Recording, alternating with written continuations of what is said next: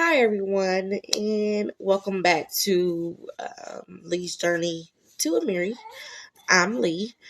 So, this is the story time. I apologize for it taking me this long to get back and tell my first story, but let's go ahead and get into it. So, in 2018 was in February or March of 2018. That's when I found out I was pregnant with my first pregnancy. And I remember that day because the day I found out I had jury duty. So what I did was I wasn't kind of feeling myself. I took a pregnancy test that morning of the jury duty. So once I took it, I found out I was pregnant. I was elated.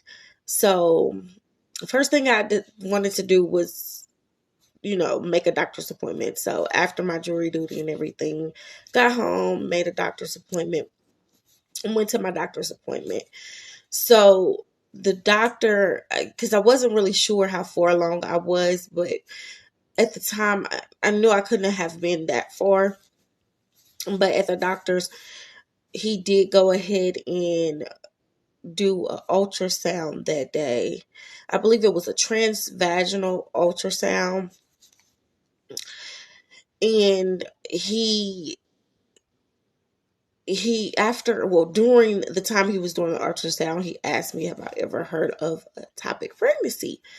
And I did hear of it because it was like before I had went to the doctor, I would see like just commercials pop up talking about ectopic pregnancy, or I would hear it on the radio, things like that. So when he mentioned it, I was like, yeah, I have heard about it. And he said, well, he thought that my baby was in the tubes, that it was a ectopic pregnancy. He then proceeded to say that he wasn't sure. It could just be that his equipment was old. So he wanted to go ahead and refer me somewhere else to get another sonogram just to make sure. So he told me he was going to give me a call to let me know where he wanted me to go to take that second ultrasound and get the second opinion. So after the appointment, I was, as you could tell, devastated because it was possibility that pregnancy was not a viable pregnancy. So, and having kids was something that I wanted my whole life. Like, I'm one of those children that when I was younger, I would watch the baby story. It was just that pregnancy to me was just so beautiful. And I thought it was so precious. But anyway, so he ended up giving me a call, let me know where to go, and they were waiting on me. So he sent me to Providence. So I went up there to Providence, and it was a woman that did my ultrasound. And she stated that she didn't see anything in my tube. She told me that she thought that what the doctor saw and what was referred to was my ovaries. And this is on the left side. But she said that she thought it was the ovaries that he was looking at, and everything is all right. The baby was not in the tubes. It should be a viable pregnancy. Everything was all right. So a sigh of relief came over me. Like, I was obviously happy because I heard that she stated it wasn't in the tubes. So after the appointment, I didn't follow back up with, I didn't get a chance to actually back up with the doctor, I don't believe. What I did was just went about my regular days. And one day, I remember this day specifically because it was a day before my grandma's, on my dad's side, birthday. So I was at work. I was working from home. All of a sudden, I had like a pain just hit me. And I was like, it just came out of nowhere. This is my first pregnancy, so I'm not really knowing what to expect or how it really feels, besides what I've heard people say. So I just kind of ignored it, tried to keep working, and then another pain came, even worse than the first one. So I just kind of took a break, tried to just sit or lay my head down a little bit, trying to breathe through the pain. Um, and then my best friend at the time, I called her and just was kind of telling her a little bit about it and everything. And she was like, I think you need to go to the doctor. And I kind of was like, no, I don't think I do need to. So I had another pain. I went to the restroom because I had to use the restroom. And then at that point, I noticed I was bleeding, kind of. And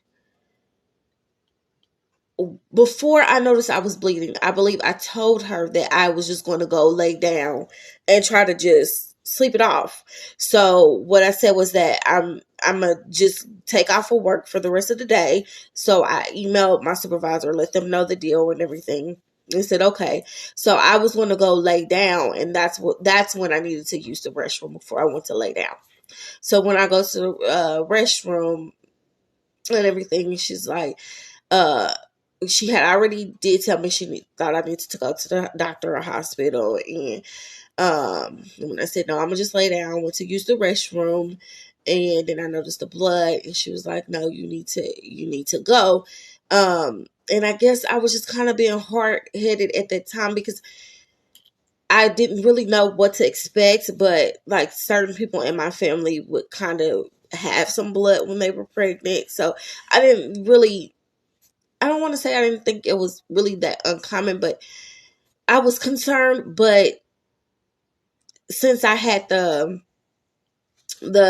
sonogram previously, I didn't think too much about it, if that kind of makes sense. But so then what she did was she ended up calling my sister, and then my mom and my sister came to take me to the hospital. They was like, no, you don't need to lay down, you need to go to the hospital. So I went ahead and went to the hospital, and long story short, my tube ruptured once I got there. They examined me. They said, yeah, the baby was in the tube.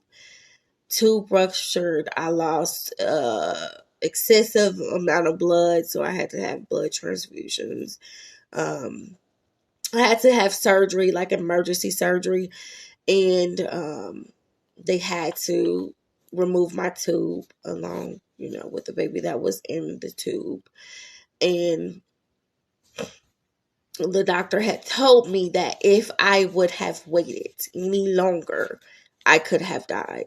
So if I would have went and laid down like I was going to, because I think I was kind of in denial as well. Like, I'm like, no, I'm not losing this baby. I don't want to lose this baby. I wanted this baby. And so, but if I would have went to lay down, I probably would have never gotten back up.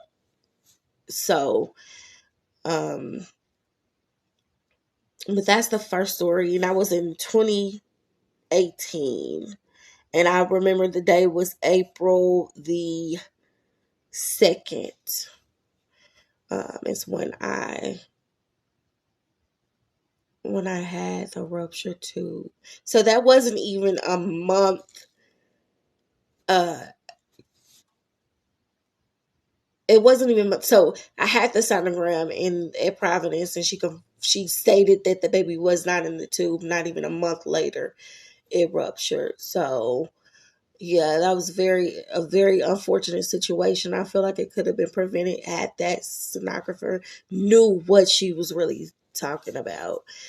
How could my doctor see it clearly on his so-called old equipment, but you couldn't see it on new equipment? So yeah, I don't really trust that hospital. So I really didn't want to go back there after that, but I did end up having to go back there in 2019 when I had the miscarriage. So And that's another story for another time. But I just wanted to briefly give that a story. And then I'll come back and give the other story, the story of my miscarriage. And then after that, I think I can move on to the videos of what I did, um, the remedies and vitamins and things that I did that led me to my son, Amiri. So thank you guys for watching. I just wanted to kind of make another video because I know it's kind of been a long time. It's just that I've just been so busy trying to get acclimated with being a new mom, you know. So, and don't get me wrong, it's very joyous. It is. And I'm very grateful and thankful for my son. It's just, I still gotta kind of get used to it. But thank you guys for tuning in again. I really appreciate it. You don't know how much this means for me. Just stay tuned. And I'm pretty sure some of the things I have, if not everything I have, you want to try, or suggestions I have you want to try, or if everything doesn't work, then I'm pretty sure something that I have on the list of things I've tried could help you. So I'm hoping, I'm very hopeful that it will. And I'm sending positive vibes and pregnancy vibes to people who's been struggling and want to be pregnant, or I'm sending that out to you guys. So again, thanks for tuning in. And until the next video, um, peace, love, light, and pregnancy vibes. Thank you. Bye-bye.